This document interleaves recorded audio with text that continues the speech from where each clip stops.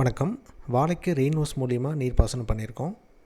இந்த வீடியோவில் regular ட்ரிப்பை compare பண்ணும்போது ரெயின் ஹோஸ் இரிகேஷன் எப்படி இருக்குது, அதை எப்படி இன்ஸ்டால் பண்ணோம், அதோட மெயின்டெனன்ஸ், இதுக்கு எவ்வளோ செலவாச்சு அப்படிங்கிற எல்லாத்தையும் டீட்டெயிலாக பார்க்கலாம். இந்த ரெயின் ஹோஸ் 20 mm 50 mm வரைக்கும் வேரியஸ் சைஸில் அவைலபிள் இருக்குது. நாம் யூஸ் பண்ணது 32 mm ரெயின் ஹோஸ். இது கூட தேவையான மற்ற ஐட்டங்கள் பார்த்தோன்னா பால் வால்வ். இந்த பால் வால்வில் 2 பக்கம் ரெயின் ஹோஸை கனெக்ட் பண்ணிக்கலாம். அடுத்தது ஸ்ட்ரெயிட் கனெக்டர். 2 ரெயின் ஹோஸை கனெக்ட் பண்ணுறதுக்கு இந்த ஸ்ட்ரெயிட் கனெக்டர் யூஸ் பண்ணிக்கலாம். அடுத்தது எண்ட் கேப். ரெயின் ஹோஸோட எண்டில் லாக் பண்ணுறதுக்காக இந்த எண்ட் கேப் யூஸ் பண்ணிக்கலாம். வாழை நடவு பண்ணியிருக்கக்கூடிய வயலோட மொத்த அகலம் 150 அடி. அதனால் பிவிசி பைப்பை சென்டராக லே பண்ணி பிவிசி பைப்பிலேருந்து 2 பக்கம் வர மாதிரி ரெயின் ஹோஸ் அமைச்சிருக்கோம். இந்த பிவிசி பைப்பை ஒரு சைடே லே பண்ணியிருக்கலாம். ப்ரெஷர் நல்லா கிடைக்குன்றதுக்காக சென்டராக லே பண்ணியிருக்கோம். ரெயின் ஹோஸை 14 அடி இடைவெளியில் அமைச்சிருக்கோம். ஒவ்வொரு 14 அடிக்கும் பிவிசி பைப்பை கட் பண்ணிவிட்டு பால் வால்வை இந்த மாதிரி அட்டாச் பண்ணிடணும். பால் வால்வோட 2 சைட்லேயும் ரெயின் ஹோஸை கனெக்ட் பண்ணணும்.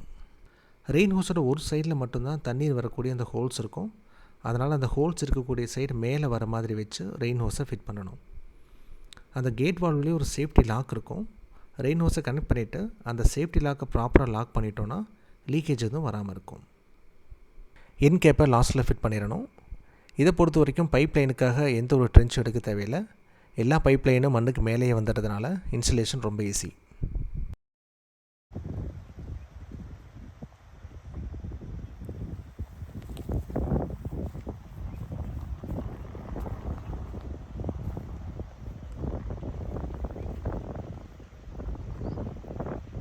ஒவ்வொரு ரெயின் ஹோஸும் லெஃப்ட் சைடில் 7 அடியும் ரைட் சைடில் 7 அடியும் கவர் பண்ணுது. அதனால் 14 அடி இடைவெளிங்கிறது போதுமானதாக இருக்குது. இதில் main line 2 inch PVC pipe. இதில் 5 HP மோட்டார் லைன் ஃபில்டர் இல்லாமல் டைரெக்டாக கனெக்ட் பண்ணியிருக்கோம். ஒரு நேரத்தில் 12 கேட் வால் வரைக்கும் ஓப்பன் பண்ண முடியும். தண்ணியோட ப்ரெஷர் பொறுத்து எவ்வளோ கேட் வால் ஓப்பன் பண்ணுங்கிறத முடிவு பண்ணிக்கலாம். இந்த ரெயின் ஹோஸ் மழை பெய்கிற மாதிரியான சூழ்நிலை உருவாக்கி கொடுக்கறதுனால காடு ஏகத்துக்கும் ஈரப்பதம் கிடைக்குது. அதனால் மண் எப்போவுமே பொதுவதுப்பாக இருக்குது. இதே சுட்டு நீராக இருந்தால் வாழையோட வேர்பகுதியில் மட்டும்தான் ஈரப்பதம் இருக்கும். ஆனால் இதில் வாழை சுற்றியுள்ள எல்லா பகுதிகளிலும் ஈரப்பதம் இருக்கிறதுனால வேர்கள் எல்லா இடத்துலேருந்தும் சத்துக்களை எடுத்து கொடுக்கும்.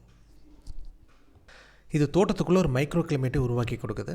அதனால் சம்மர் சீசனில் வாழையை ஹீட் ஸ்ட்ரெஸ்ஸிலிருந்து பாதுகாக்க முடியும்.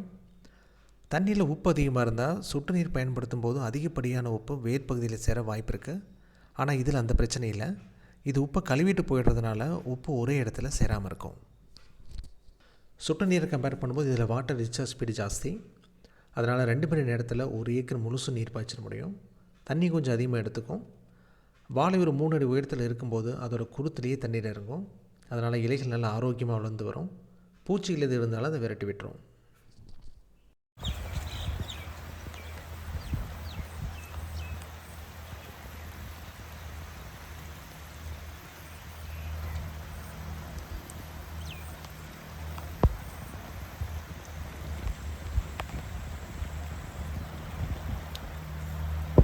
ரெயின் ஹோஸ்க்குரிய பராமரிப்புன்னு பார்த்தா 15 நாளைக்கு ஒரு தடவை என் கேப்பை கழட்டி விட்டுட்டு உள்ளே இருக்கக்கூடிய தூசு மண் எல்லாத்தையும் வெளியில் எடுக்கணும்.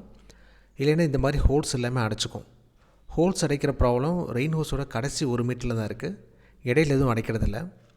தண்ணியில் வர தூசு மண் எல்லாம் கடைசியில் வந்து சேர்றதுனால இந்த ப்ராப்ளம் வருது. நாங்கள் ஃபில்டர் எதுவும் இல்லாமல் டைரெக்டாக கனெக்ட் பண்ணியிருக்கோம். ஃபில்டரில் கொடுத்துருந்தா இந்தளவுக்கு ஹோல்ஸ் அடைக்காது.